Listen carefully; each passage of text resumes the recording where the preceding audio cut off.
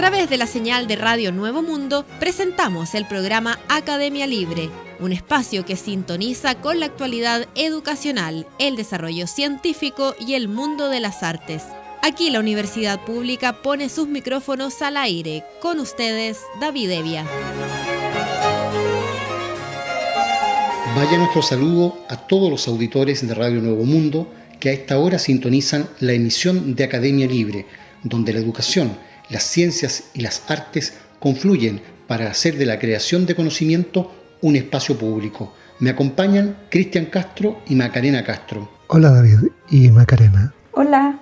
Hablamos sobre educación en Academia Libre y lo hacemos en este bloque comenzando por la enseñanza superior, porque tal como habíamos adelantado hace algunas semanas en nuestro programa, la posibilidad de que por primera vez una mujer fuera electa rectora de la Universidad de Chile se ha hecho realidad hace algunos días.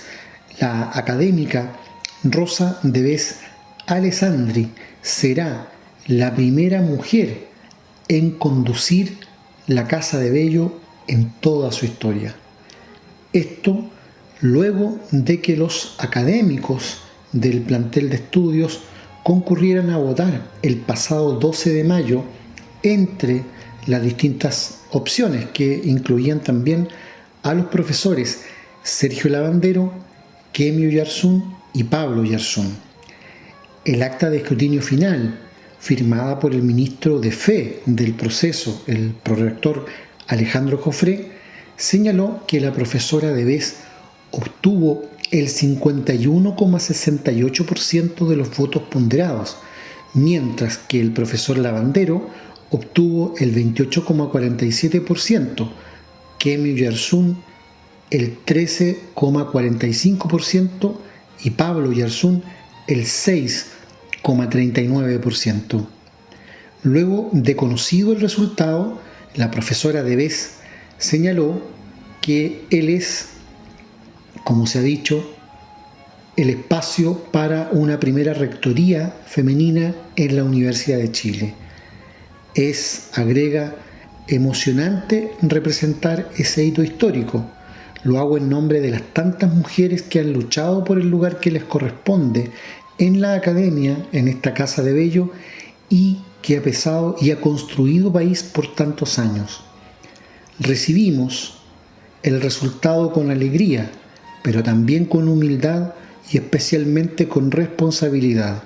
Agradecemos este apoyo amplio que da cuenta de que nuestro mensaje ha sido acogido en muy diversos espacios de la universidad y que hemos podido transmitir, pero sobre todo compartir, manifestó.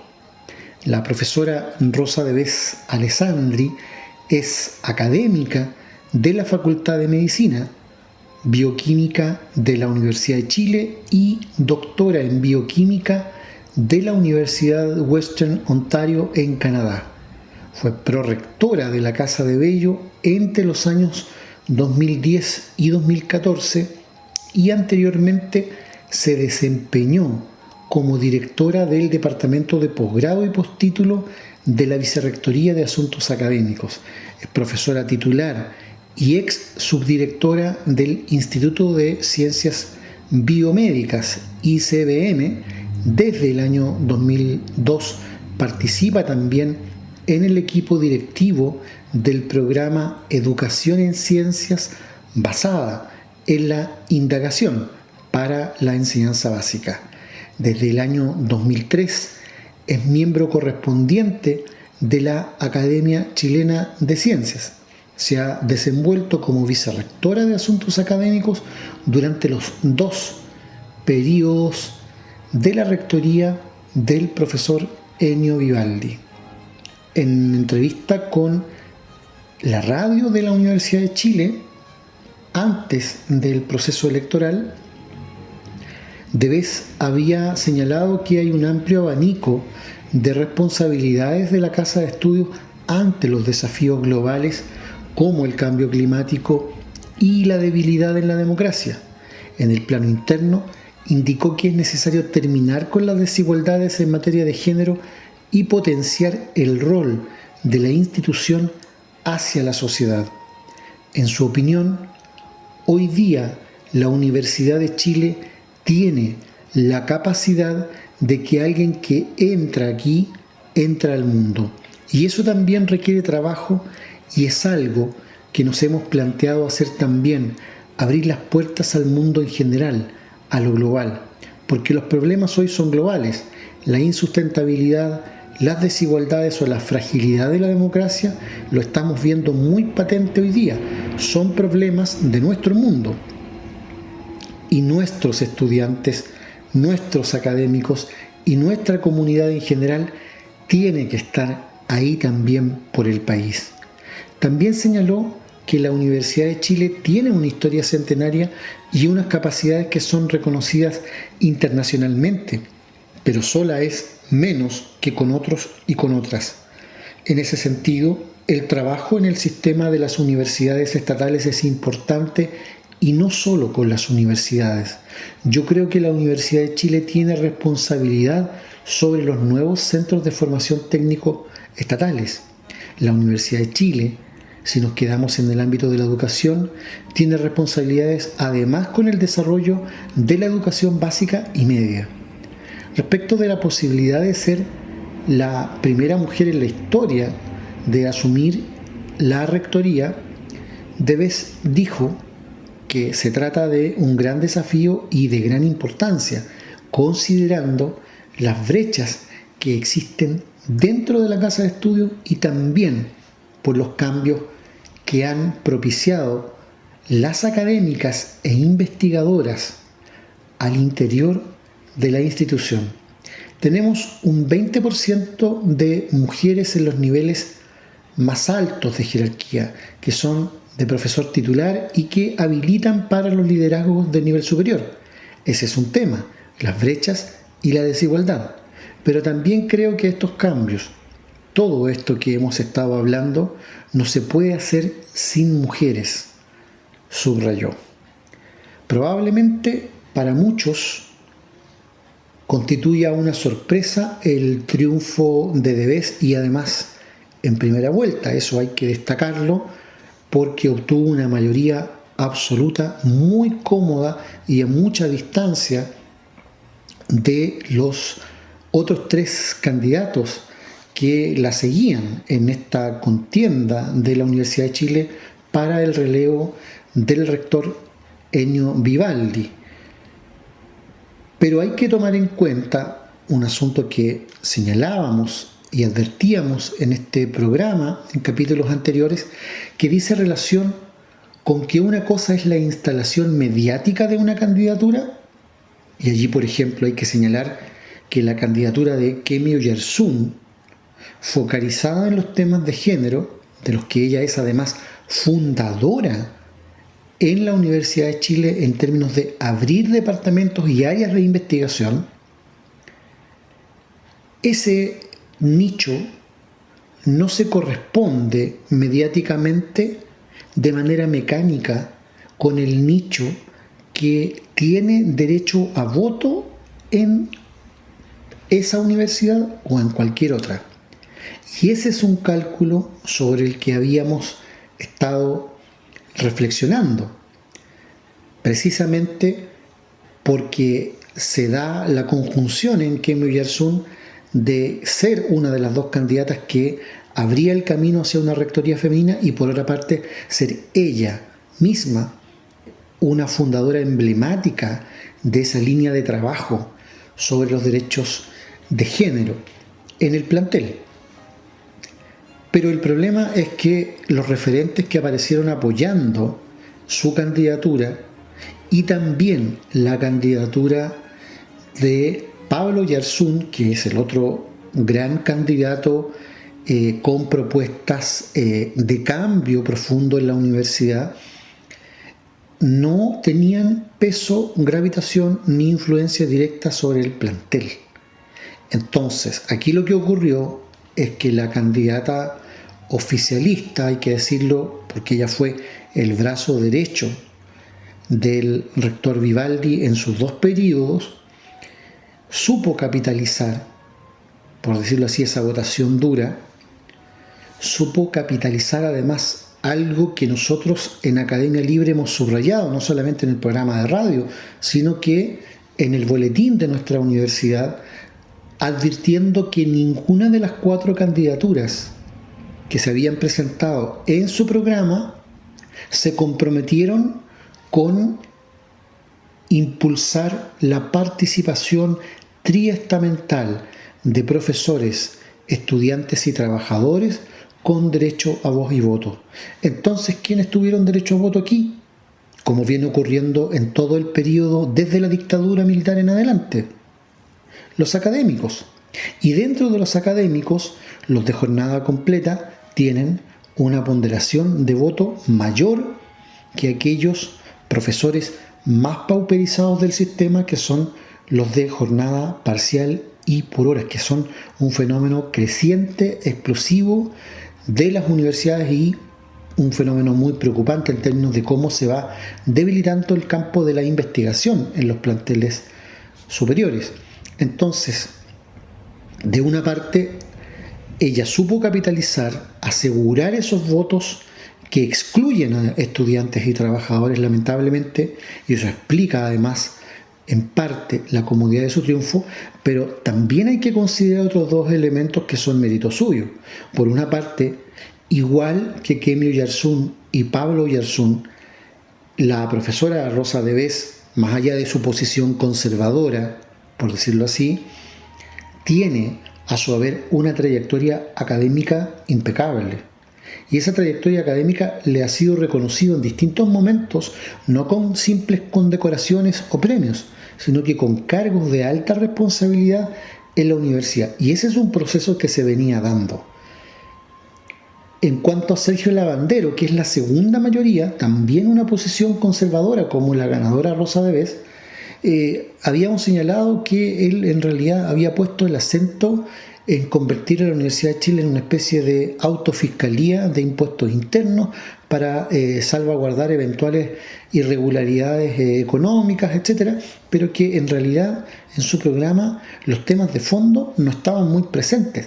A pesar de todo eso, obtuvo una cómoda segunda mayoría de 28,47%. ¿Y qué queremos decir como cómoda segunda mayoría? Queremos decir que ese 28,47% es de nuevo muy superior incluso a la votación unida de Kemio Oyarzún con el 13,45% y de Pablo Oyarzún con el 6,39%. Es decir, le saca casi 9 puntos de ventaja a la suma de los candidatos alternativos en esta contienda. Lecciones importantes, claro. Desde luego hubo una visibilización relevante de la capacidad de las mujeres por dar conducción a una universidad, y esto no es accesorio, a la principal universidad del país. Lección número 2, fundamental para los candidatos que llevaban un programa alternativo: analizar quizá una posible alianza en lugar de competir por separado. Esa apuesta por una segunda vuelta fue una estrategia fracasada, como vemos aquí, porque el triunfo de Devés con mayoría absoluta en primera vuelta no se daba hace mucho tiempo. No solo en la Universidad de Chile, sino que en general en las universidades que durante todo el último tiempo han tenido elecciones. Lección número 3, fundamental, sobre todo para una candidatura tan importante como lo fue en términos de abrir espacio a la toma de conciencia en términos de lucha de género planteada por Kemio Oyarzún, es que no basta con hablar y poner en primer lugar el tema de género para que eso genere una repercusión en el mundo académico. Ya sabemos lo difícil que es avanzar con los temas de género. Mientras la sociedad chilena cree que se ha avanzado mucho, la mujer sigue siendo explotada, sigue siendo subrepresentada en términos salariales y en términos de responsabilidad en las mismas universidades, incluyendo en la Universidad de Chile. No basta si no están presentes de manera muy sólida los demás ejes que debiesen nutrir un programa para una rectoría universitaria. Por ejemplo, el tema de abrir la universidad al mundo social, que es una idea importante para el discurso alternativo en el plantel académico, fue mucho más desarrollada por Pablo Ibarzún, que fue el candidato que sacó menos votación de los 4. Pero además, si el discurso de género aparece relativamente aislado de los otros componentes relevantes, por ejemplo del económico social, el que ya señalábamos, el derecho de los estudiantes y trabajadores a participar con voz y voto, si se divorcia e incluso eso no aparece, entonces es bien fácil para las otras candidaturas, por conservadoras que sean, cooptar ese discurso de género porque no les hace mayor daño. A la académica Rosa Debes no le costó en absoluto incorporar ahí en todos los discursos posibles el femenino y el masculino, la palabra género, la igualdad en materia de género, a nivel retórico al menos.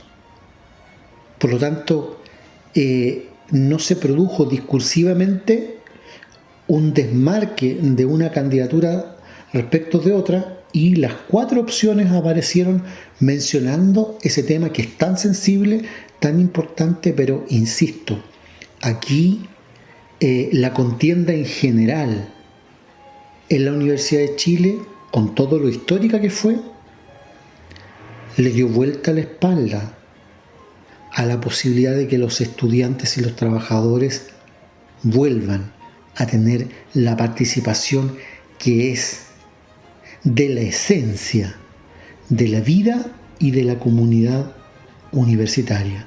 No ahora como creen algunos, no solamente en la época de la reforma universitaria y hasta antes del golpe de Estado, no. Las primeras universidades del mundo tuvieron estudiantes que eligieron rector entre los miembros de su comunidad. Eso es la palabra universidad, comunidad, algo que con frecuencia se olvida. En Academia Libre, la música tiene historia, con Macarena Castro.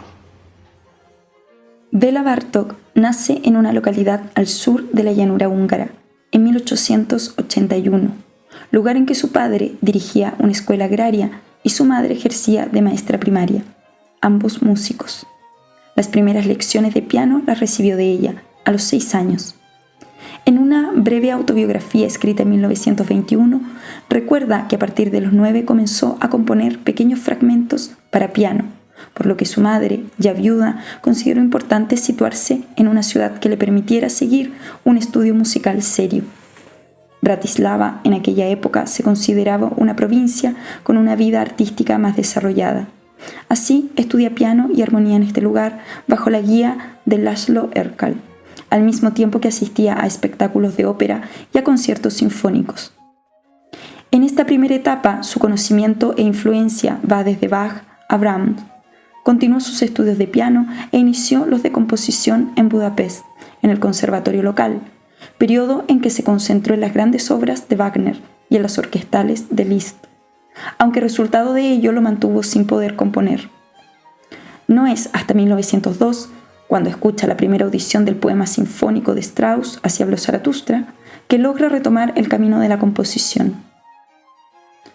Decidí abandonarme a cuerpo muerto a las partituras de Strauss, pero el músico vienés no fue la única causa de que reanudara mi actividad. Otra circunstancia había ejercido sobre mí una decisiva influencia durante este periodo. Me refiero a la corriente de pensamiento que iba descubriendo y revelando los valores tradicionales de nuestra cultura nacional, y cuya influencia se extendía al campo mismo del arte. Se sostenía que también en la música era necesario buscar algo típicamente húngaro. De esta forma compone al año siguiente, 1903, el poema sinfónico Kossuth, dedicado a este ícono nacional que se alzó en armas contra los Habsburgo en 1848. Escuchamos a continuación el segundo y tercer movimiento de esta obra, titulados ¿Por qué estás tan afligido, mi querido esposo? Y La patria está en peligro.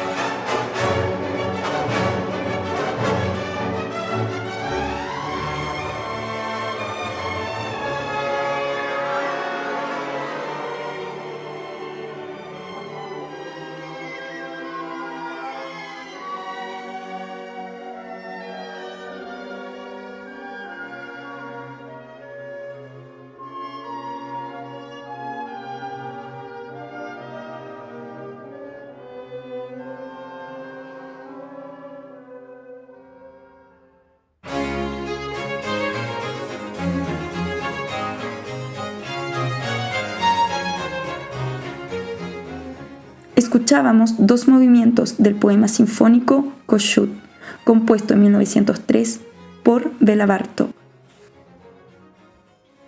Hablamos a esta hora en Academia Libre sobre actualidad en ciencia e investigación. Lo hacemos con Cristian Castro, quien nos proporciona cada semana las novedades en este plano. ¿Qué está pasando, Cristian, en materia de ciencia e investigación? Una noticia que enlaza lo social con la investigación. Es lo que traemos en esta ocasión para Academia Libre, porque un estudio señala que la reducción de la pobreza mejora la actividad cerebral en la infancia.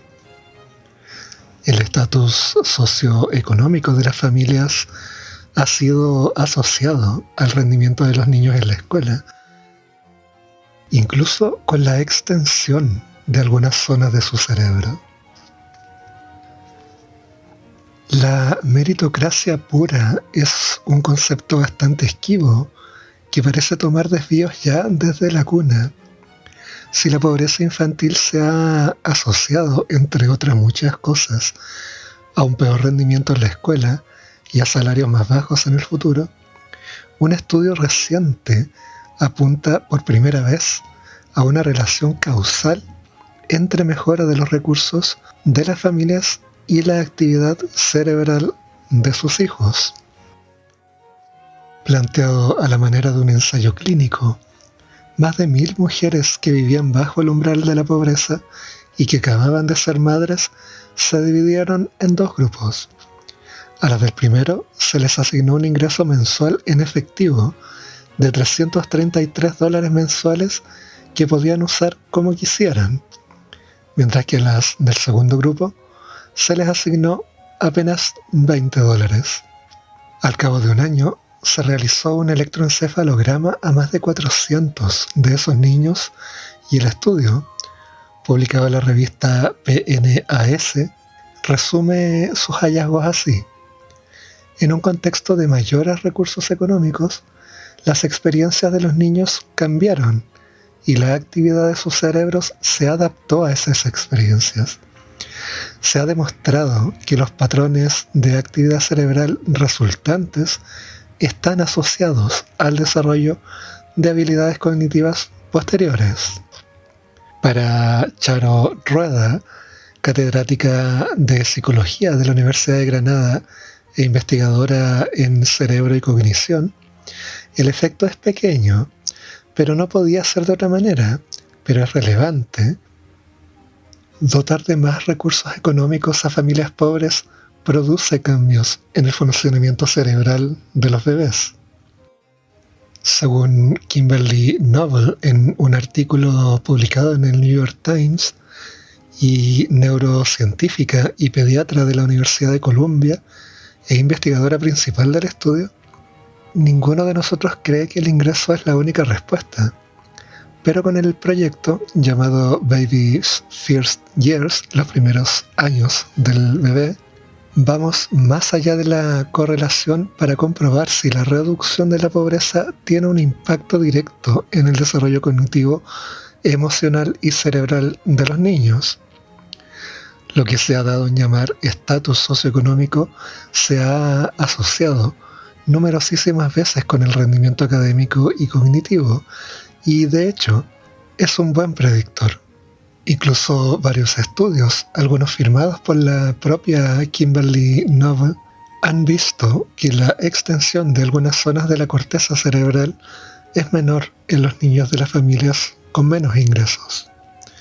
Sin embargo, correlación no implica causalidad. Y aunque intervenciones en las que se asignaban $4,000 anuales a familias con bajos ingresos en los primeros años de vida de un niño se asociaban luego con mejores perspectivas de sueldo, empleo e incluso salud, ningún ensayo de este tipo se había realizado para comprobar su influencia sobre el desarrollo cerebral. Los estudios de asociación se prestan a posibles factores de confusión y al menos teóricamente podría ser que otras circunstancias que acompañan a la pobreza y no a ella misma fueran las que provocaran esos efectos. Además de que el estatus socioeconómico es un paraguas amplio, que no incluye únicamente los ingresos. Algunas voces piensan que la genética podría explicar una buena parte de él.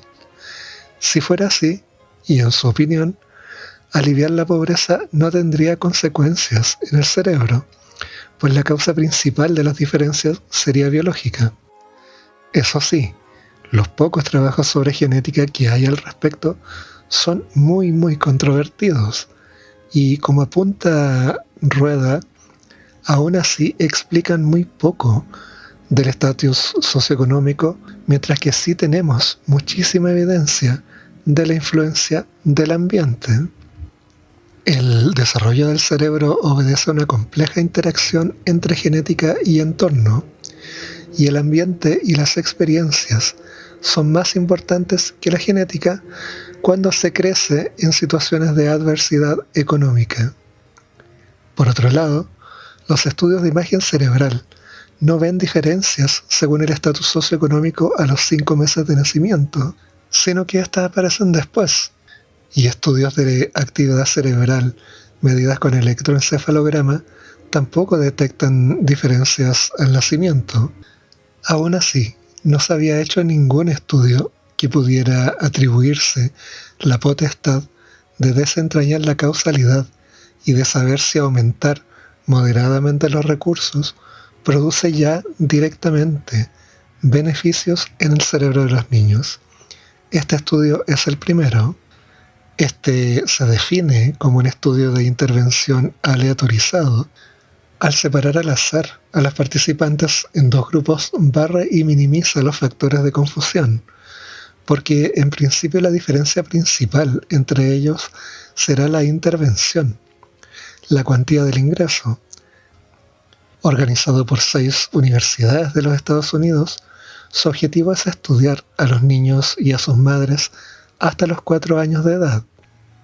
Los resultados publicados son un paso intermedio que han analizado en más de 400 de ellos y para ello han usado un marcador indirecto, la actividad cerebral en diferentes bandas de frecuencia medida mediante electroencefalografía. Una mayor actividad se ha asociado con mejores funciones cognitivas, socioemocionales, de lenguaje o de atención. Los grupos que han hecho el trabajo tienen muy buena trayectoria y aunque se base en un marcador intermedio, está aceptada su validez. Mucha gente estamos trabajando en este tipo de datos, pero aquí lo hacen con un diseño experimental que permite sacar conclusiones causales y los cambios que encuentran van en la dirección esperada. Ahora bien, los autores no pueden asegurar que estos patrones se manifiesten en diferencias objetivas en el futuro, e incluso algunas comparaciones de frecuencias aisladas no resistían a la estadística cuando se apretaba al máximo. Pero en global esto es lo que dicen en el artículo. Consideramos que el peso de las pruebas apoya la conclusión de que las transferencias monetarias mensuales no condicionadas dadas a las madres de nuestro estudio afectaron a la actividad cerebral de sus hijos. Preguntada por esto, a Kimberly Noble explica que no podemos afirmar con rotundidad que probamos la causalidad, porque el tamaño de la muestra fue inferior al previsto. La pandemia dificultó la obtención de más datos, pero sí encontramos pruebas que sugieren que nuestra intervención cambió la actividad cerebral de los niños. Para Juan Ramón Barrada, profesor del Departamento de Psicología de la Universidad de Zaragoza y experto en metodología de las ciencias del comportamiento, cuando la estadística se aprieta de esa manera, existen discrepancias sobre cómo actuar según el tipo de estudio. En este caso, me inclino por decir, sin dar el tema por resuelto, que este trabajo aumenta mi confianza en que la transferencia de dinero cambia la actividad cerebral. Esas diferencias, según el economista y coautor del trabajo, Greg Duncan, son similares en magnitud a las registradas en intervenciones educativas a gran escala, como la reducción en el número de alumnos por clase. Eso sí, las diferencias son a nivel de grupo, no suponen ni mucho menos un destino individual. Como ha dicho Kimberly Noble, de ninguna manera podemos conocer las circunstancias de un niño en concreto y predecir cómo será su cerebro. Ahora bien, respecto del futuro del estudio, se señala que cuando los niños cumplan 4 años, la batería de pruebas será mucho más amplia y completa, y mediremos las habilidades de pensamiento y aprendizaje directamente. También se analizará cómo han gastado las familias el dinero y qué ha podido determinar los cambios, lo cual podría pasar, entre otras cosas, por una mejor nutrición o especialmente por un menor estrés en la familia. El poder del dinero en efectivo es que puede utilizarse según las necesidades de la familia en cada momento, ya sea para arreglar el coche o para comprar pañales. Puede que no haya una sola forma en que afecte positivamente a las familias. El dinero puede importar de muchas pequeñas formas, explica Catherine Magnusson, directora del Instituto de Investigación de la Pobreza y coautora también de este trabajo. Que una familia vea reducido su estrés afecta a la idiosincrasia de cómo educa a sus hijos, afirma Rueda. Si se tiene más tranquilidad para poner en marcha lo que sea que se necesite, eso ya mejora la sensibilidad de los cuidados. Esa preocupación es lo que se ha dado en llamar el impuesto cerebral de la pobreza. Aumenta el riesgo de depresión y ansiedad en los padres y se asemeja a una carga mental que el profesor de la Universidad de Princeton, Eldar Shafir, comparaba con tratar de retener continuamente un número de 7 cifras en la memoria. Ahora bien, ¿no debería considerarse el alivio o la erradicación de la pobreza un fin en sí mismo? ¿Pueden influir estudios de este tipo en las decisiones políticas? El pediatra y neurocientífico Charles Nelson decía en un artículo publicado en la BBC que unas imágenes bonitas del cerebro parecen tener más impacto que fotografías de niños hambrientos, y creo que hacen ver a las personas que hay un precio biológico que se paga por crecer en la pobreza. Para Kimberly Noble, el alivio de la pobreza está justificado en sí mismo. La neurociencia nos brinda una forma de comprender los mecanismos por los cuales el cambio social puede estar ligado a efectos en los niños. Se trata entonces de un estudio tremendamente relevante que sienta las bases para poder establecer la relación biológica con evidencia concreta de los impactos a nivel biológico y del desarrollo cerebral en relación con la pobreza, la situación socioeconómica de las familias y de los niños que crecen en ellas.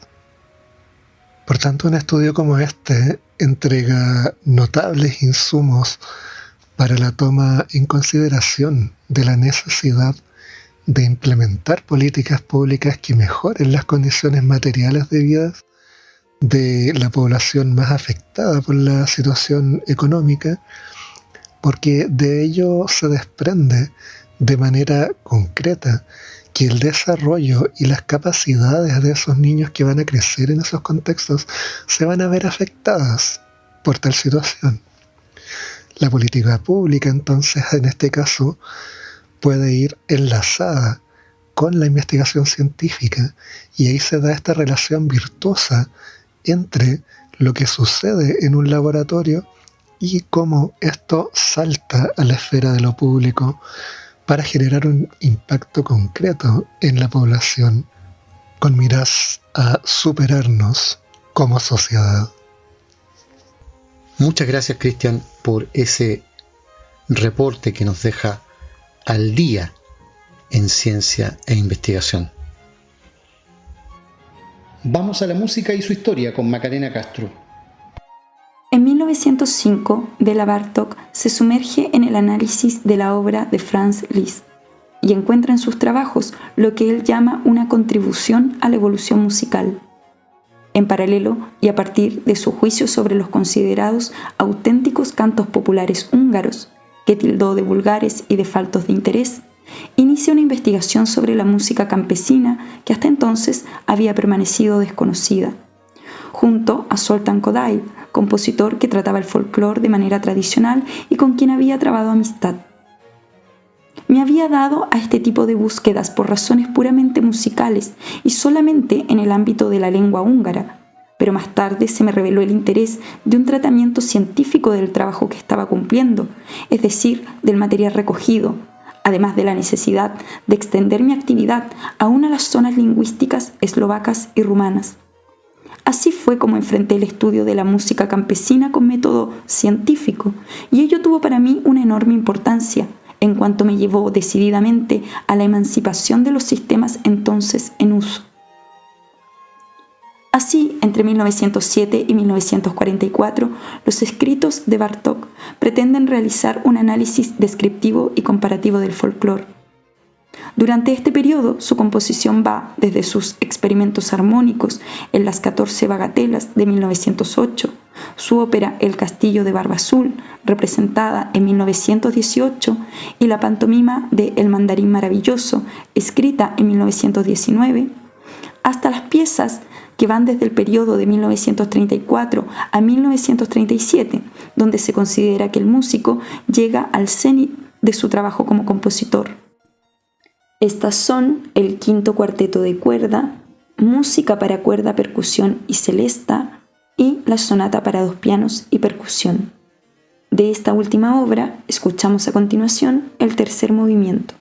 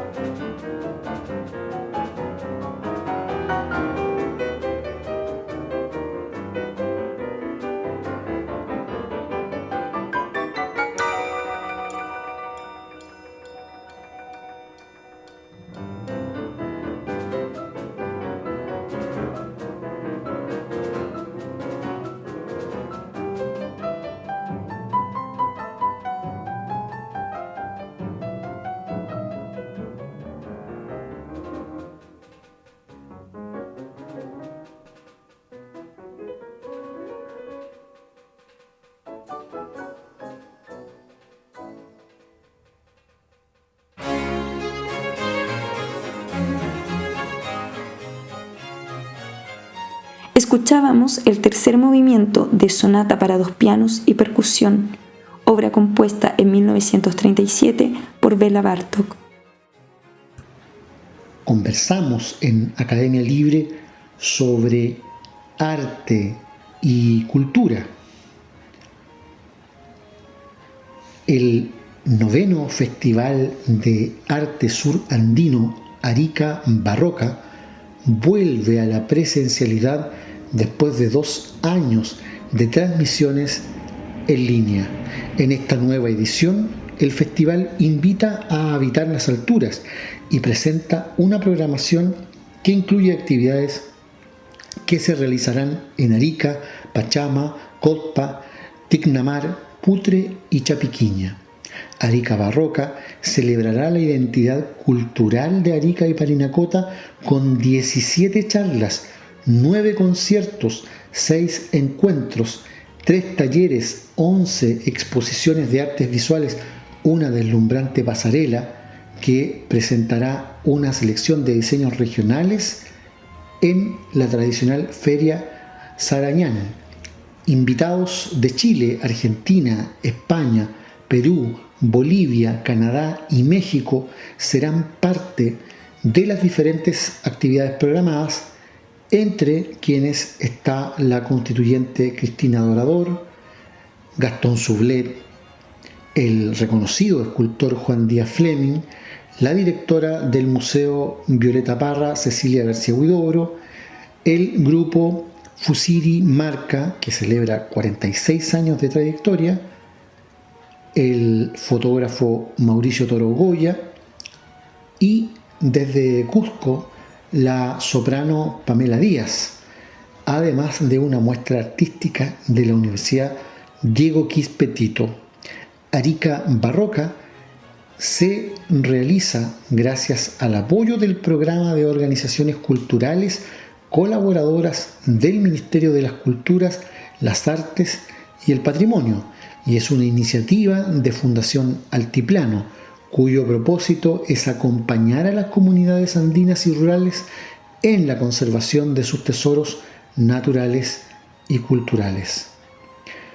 No es todo en materia de actividad regional, porque convertir a Magallanes en una región con énfasis en el área cultural es uno de los objetivos del gobierno regional, y es por eso que el gobernador Flies sostuvo una reunión con el Ceremi de las Culturas, las Artes y el Patrimonio, Diego García, para tratar diferentes temas de interés.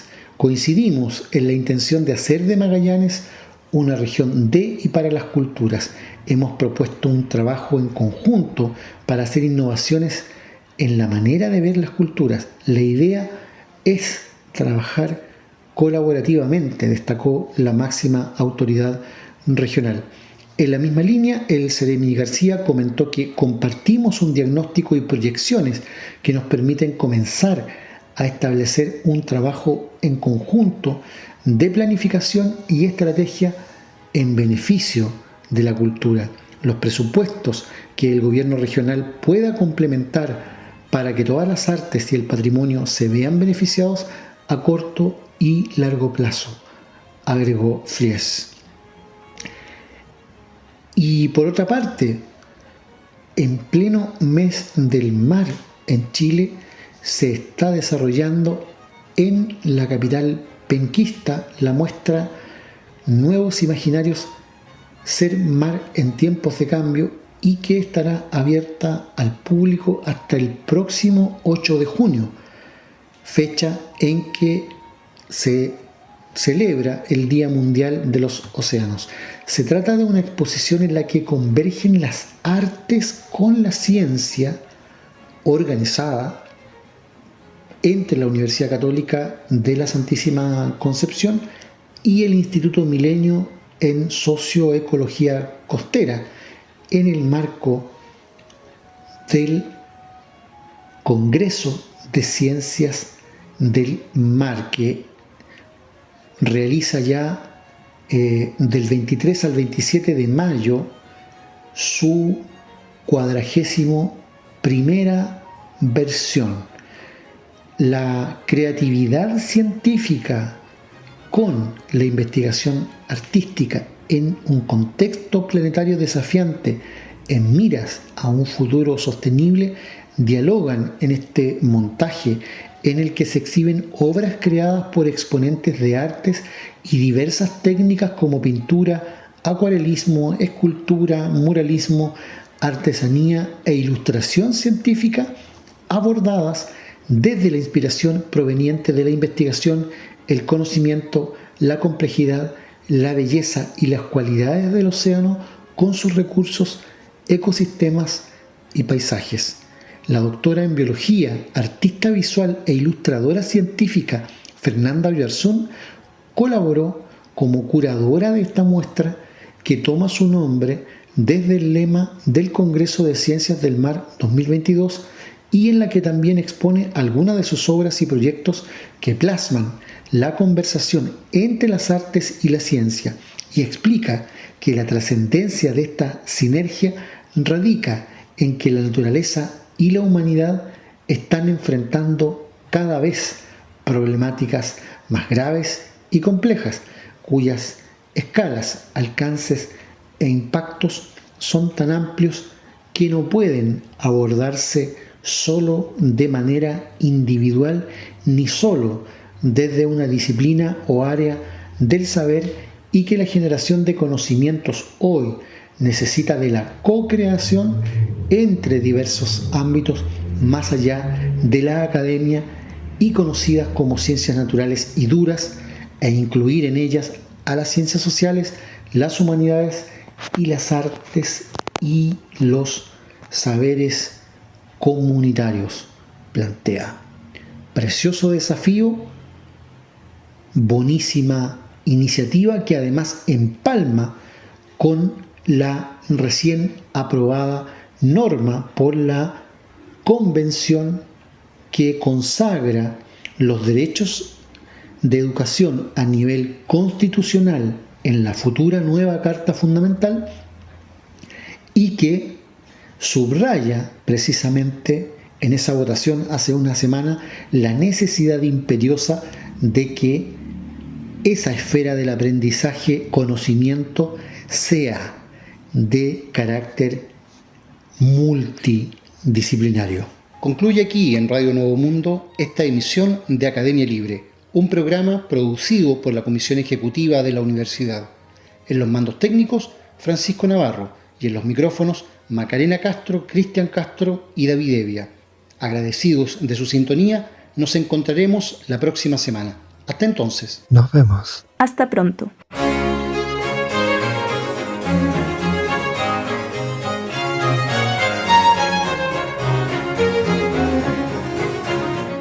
Concluye aquí este capítulo de Academia Libre, un programa que aporta miradas críticas a la construcción de la sociedad. Hasta una próxima oportunidad.